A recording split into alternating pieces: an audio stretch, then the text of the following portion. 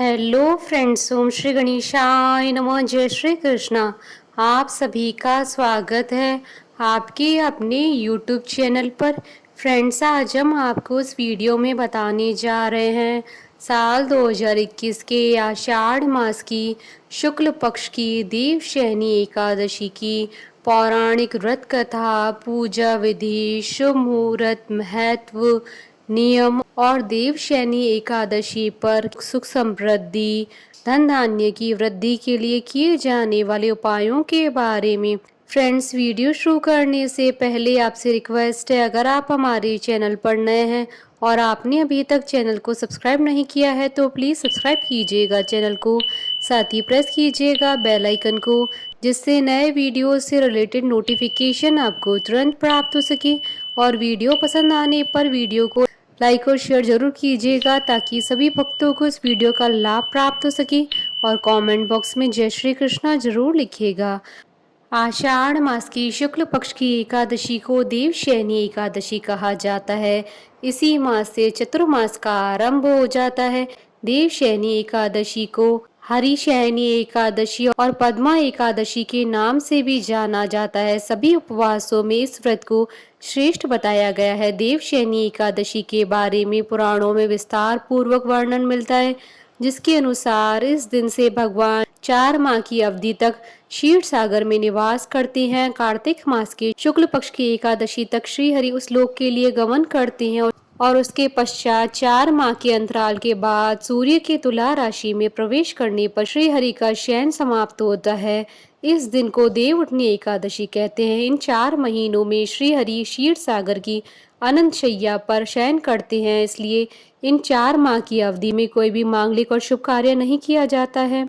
जो भी व्यक्ति देवशयनी एकादशी का व्रत सच्चे मन से रखता है, उसकी सभी मनोकामनाएं पूर्ण होती हैं और सभी पापों का नाश होता है। मृत्यु के बाद उसे स्वर्गलोक की प्राप्ति होती है। मान्यताओं के अनुसार देवशयनी एकादशी की कथा पढ़ने और सुनने से सहस्त्र गोदान के बराबर फल प्राप्त होता है। इस व्रत में भगवान श्री विष्णु और पीपल के वृक्ष के पूजन का विशेष महत्व शास्त्रों में बताया गया है। फ्रेंड्स, अब आइए जानते हैं देवशयनी एकादशी के शुभ मुहूर्त के बारे में।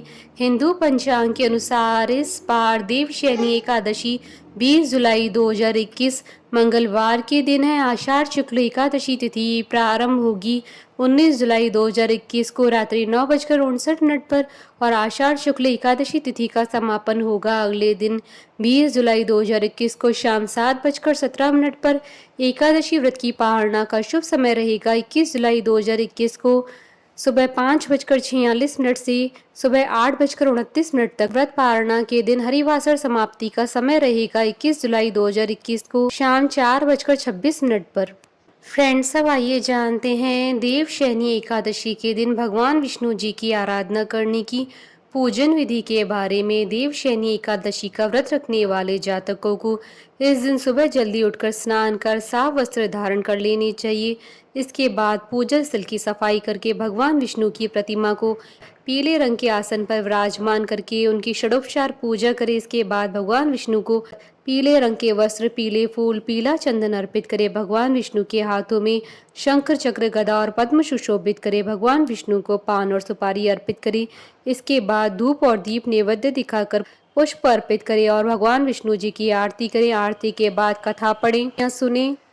इसके बाद भगवान विष्णु जी का ध्यान करते हुए कहें कि हे जगन्नाथ जी, आपके निद्रित हो जाने पर संपूर्ण विश्व निद्रित हो जाता है और आपके जाग जाने पर संपूर्ण विश्व तथा चराचर जगत भी जागृत हो जाते हैं। भगवान विष्णु जी की पूजा करने के बाद ब्राह्मणों को भोजन करवाएं। इसके बाद स्वयं भी फलाहार ग्रहण करें। रात्रि में भगवान विष्णु का ध्यान करते हुए भजन कीर्तन करें। इसके साथ ही स्वयं सोने से पहले भगवान विष्णु को सुलाएं और अगले दिन द्वादशी के दिन पारण मुहूर्त में ब्राह्मणों को भोजन कराकर सामर्थ्य अनुसार दान दक्षिणा देकर व्रत का पारण करें। फ्रेंड्स, अब आइए जानते हैं देवशयनी एकादशी पर किए जाने वाले उपायों के बारे में। देवशयनी एकादशी पर दक्षिणावर्ती शंख में साफ जल भरकर उससे भगवान विष्णु जी का अभिषेक करें। धन लाभ के लिए इस दिन विष्णु जी के साथ माता लक्ष्मी का पूजन करें। इस दिन प्रातःकाल स्नान के पश्चात भगवान विष्णु जी की सोने, चांदी, पीतल या तांबे की मूर्ति को पीतांबर से सजाकर सफेद वस्त्र से सजे हुए तकिए तथा बिस्तर वाले एक छोटे से पलंग पर शयन कराएं। इस उपाय को करने से आपकी सभी मनोकामनाएं शीघ्र ही पूर्ण होंगी। आज के दिन सुबह सुबह घर की सफाई के पश्चात मुख्य द्वार पर हल्दी का जल या गंगा जल का छिड़काव करें। ओम नमो नारायण या ओम नमो भगवते वासुदेवाय नमः मंत्र का 108 बार तुलसी की माला से जाप करें।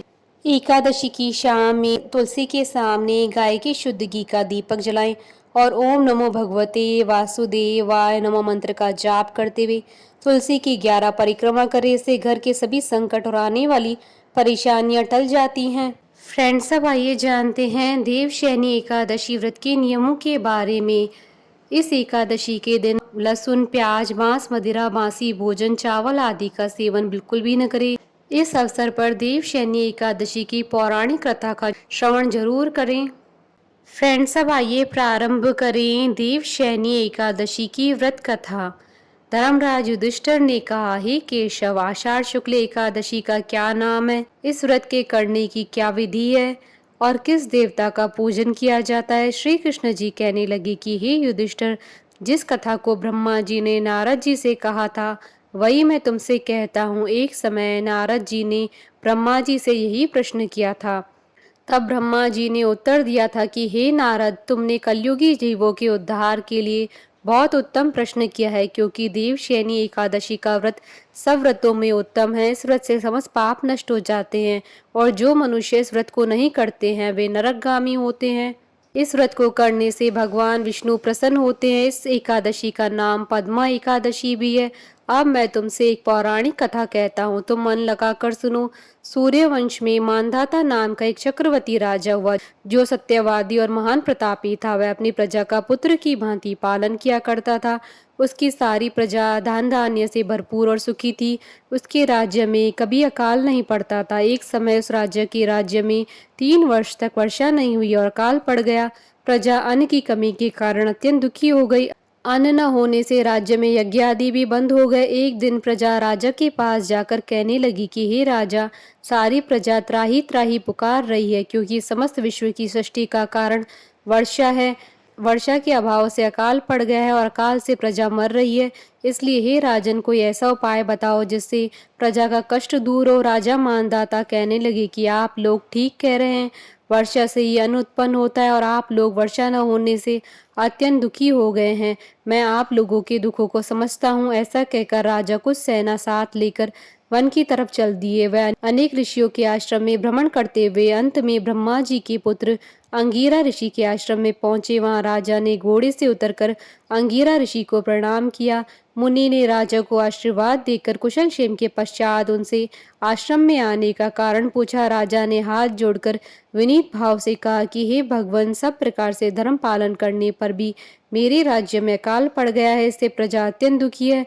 राजा के पापों के प्रभाव से ही प्रजा को कष्ट होता है, ऐसा शास्त्रों में कहा गया है। मैं धर्मानुसार राज्य करता हूँ, तो मेरे राज्य में अकाल कैसे पड़ गया, इसके कारण का पता मुझको अभी तक नहीं चल सका है। अब मैं आपके पास इसी संदेह को निवृत्त कराने के लिए आया हूँ। कृपा करके मेरे इस संदेह को दूर कीजिए, साथ ही प्रजा के कष्ट को दूर करने का कोई उपाय बताइए। इतनी बात सुनकर ऋषि कहने लगे, हे राजन, यह सतयुग सब युगों में उत्तम है। इसमें धर्म के चारों चरण सम्मिलित है, अर्थात इस युग में धर्म की सबसे अधिक उन्नति है। लोग ब्रह्म की उपासना करते हैं और केवल ब्राह्मणों को ही वेद पढ़ने का अधिकार है। ब्राह्मण ही तपस्या करने का अधिकार रख सकते हैं, परंतु आपके राज्य में एक शूद्र तपस्या कर रहा है। इसी दोष के कारण आपके राज्य में वर्षा नहीं हो रही है। इसलिए यदि आप प्रजा का भला चाहते हो तो उस शूद्र का वध कर दो। इस पर राजा कहने लगा कि महाराज, मैं उस निरपराध तपस्या करने वाले शूद्र को कैसे मार सकता हूँ? आप इस दोष से छूटने का कोई दूसरा उपाय बताएं। तब ऋषि कहने लगे कि हे राजन, यदि तुम अन्य उपाय जानना चाहते हो तो सुनो। आषाढ़ मास के शुक्ल पक्ष की देवशयनी एकादशी का विधि पूर्वक व्रत करो। व्रत के प्रभाव से तुम्हारे राज्य में वर्षा होगी और प्रजा सुख प्राप्त करेगी, क्योंकि इस एकादशी का व्रत सब सिद्धियों को देने वाला है और समस्त उपद्रवों को नाश करने वाला है। इस एकादशी का व्रत तुम प्रजा, सेवक तथा मंत्रियों सहित करो। मुनि की इस वचन को सुनकर राजा अपने नगर को वापस आ गए और उन्होंने विधि पूर्वक देवशयनी एकादशी का व्रत किया। उस व्रत के प्रभाव से वर्षा हुई और प्रजा को सुख पहुंचा। अतः इस मास की एकादशी का व्रत सब मनुष्यों को करना चाहिए। यह व्रत इस लोक में भोग तथा परलोक में मुक्ति देने वाला है। इस कथा को पढ़ने और सुनने से मनुष्य के समस्त पापों का नाश हो जाता है और मोक्ष की प्राप्ति होती है। बोलिए भगवान विष्णु जी की जय, सनातन धर्म की जय। हमारे साथ इस वीडियो में अंत तक बने रहने के लिए आपका धन्यवाद। ओम श्री गणेशाय नमः। जय श्री कृष्ण।